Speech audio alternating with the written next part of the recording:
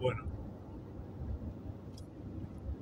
decidí separar un fascículo, digamos, para hablar sobre el tema de la lógica, que en realidad es uno de los temas fundamentales del libro, pero tratarlo de manera aislada como un ensayo independiente.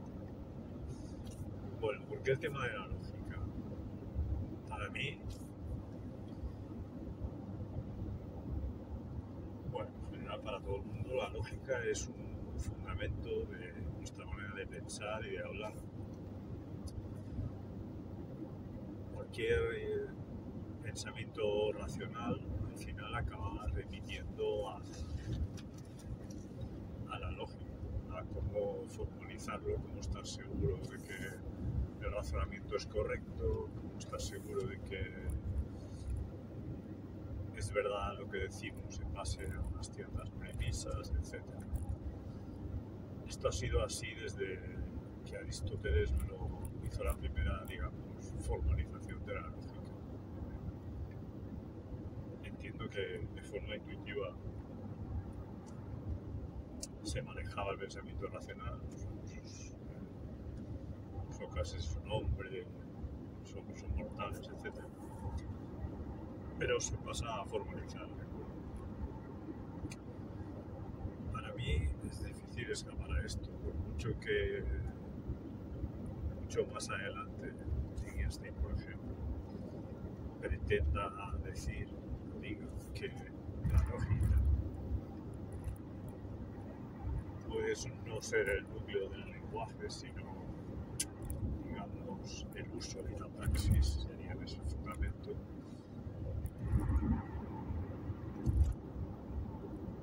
Es difícil escapar a que en ciertos momentos o puntos del uso lingüístico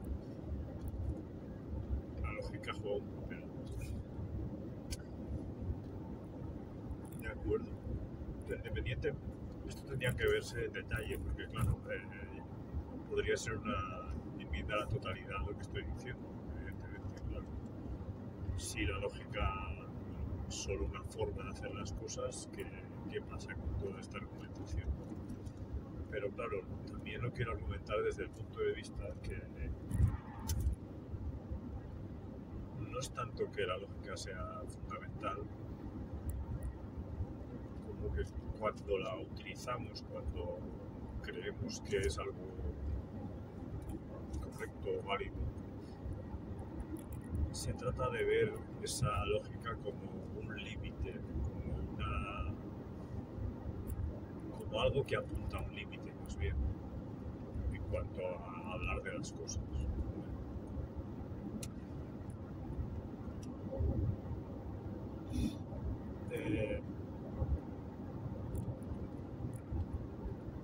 Ya digo, el tema de las objeciones lo dejaremos para más adelante, pero sí que es importante esta idea de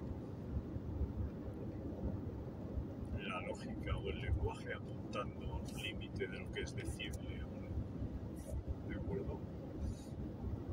Después, como decía yo ayer, el lenguaje antes de la modernidad, del nominalismo, etc., decía algo de la realidad, de algo incluso sagrado.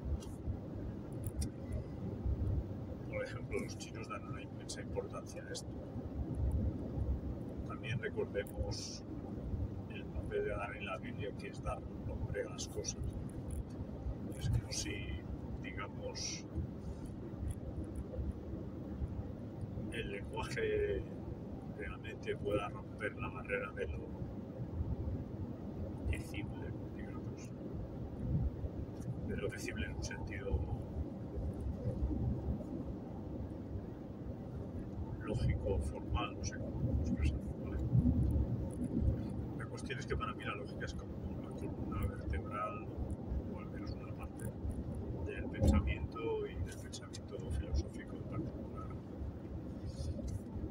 Ya digo, desde los tiempos de Aristóteles su formalización, pero antes ya por su relación con el concepto de ser, con el concepto de ente, desde el principio, digamos, de Parménides y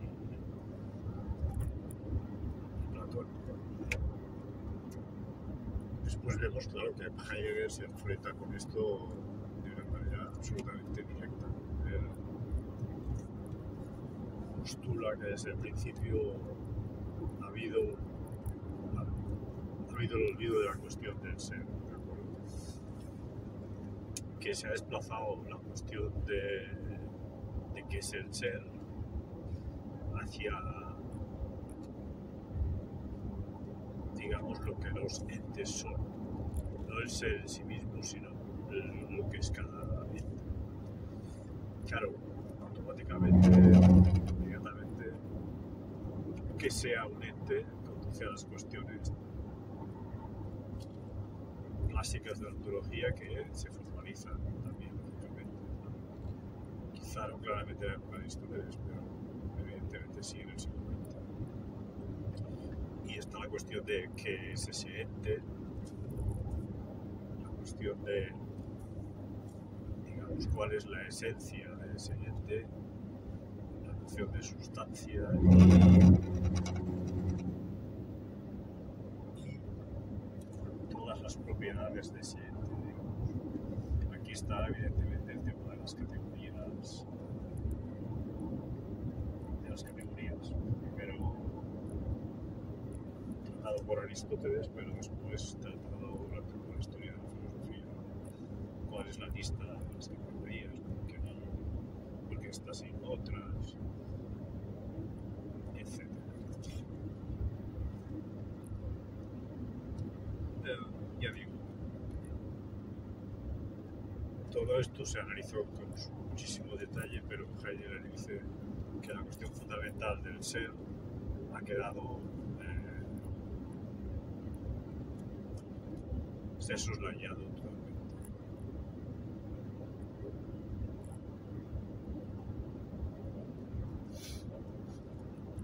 Él habla de la ontoteología, ¿no? Digamos, del pensamiento metafísico,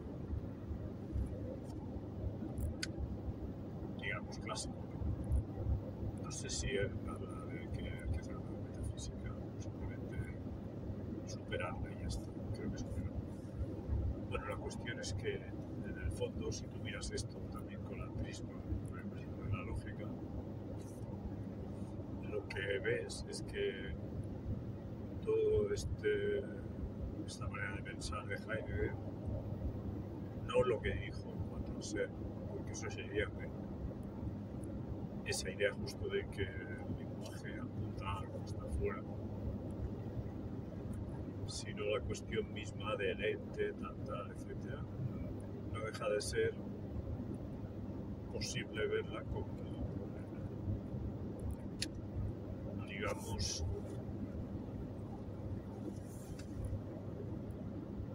ver claramente que la ontología es una cuestión lógica, o que se puede formalizar lógicamente de alguna manera. Bueno, formalizar, quiero decir, se puede hablar de ella en un lenguaje lógico, los entes, su unidad, las categorías, etc. Después está Wittgenstein. Wittgenstein, la primera filosofía, Tractatus, partiendo de la tradición de Frege, Husserl, etc. En el fondo otra vez de la resucitación de la lógica después de Aristóteles, tras 2000 años, se plantea la cuestión de si en el core, en el núcleo del lenguaje ordinario, lo que reside es una estructura lógica, digamos. ¿De acuerdo? Y después, claro, plantea la teoría de la figura, en el sentido de que hay una correspondencia, un isomorfismo entre esta estructura lógica hipotérica del lenguaje y lo real, donde, digamos, los entes, los objetos lógicos se corresponden a los entes, sus relaciones a las relaciones entre los objetos, etc. Pero Wittgenstein criticó de sí mismo este punto de vista con restos de metafísica. Un tema particular era poder dar un ejemplo de, digamos, el nombre del objeto lógico, un objeto individual, un objeto del mundo real, ahí diríamos. Y fue incapaz de hacerlo, curiosamente. Es importante porque la noción de objeto, así como es bastante intuitiva y se da por supuesto siempre que estamos hablando, siempre que observamos, siempre que pensamos, es absolutamente problemática, digamos. Es una primera pista de lo que pasa, yo creo, en general, y que sostengo como una tesis fundamental, que es que la lógica tiene una manera de operar, el pensamiento racional tiene una manera de operar, impone una cierta necesidad de cómo sea el discurso y la estructura de lo real, ¿de acuerdo? No hay una correspondencia entre la estructura lógica del lenguaje y la estructura ontológica de la realidad. Volviendo a lo que decía Wittgenstein, efectivamente la noción de objeto es escurridiza y difícil. Después, esto punto de vista fue abandonado por él mismo y punto de partida en la segunda época es cómo se aprende a hablar. En particular se fijó en pasajes en la postica de esto y también cómo aprenden a hablar los niños pequeños. Los niños pequeños evidentemente no saben la estructura lógica sintáctica de lo que están hablando, sino que simplemente lo usan. Ven que suceden cosas, es importante, suceden cosas que están relacionadas con lo que dicen. Por tanto, el enfoque es totalmente radical, totalmente diferente, radicalmente diferente. De acuerdo. Vale, esto es un poco el planteamiento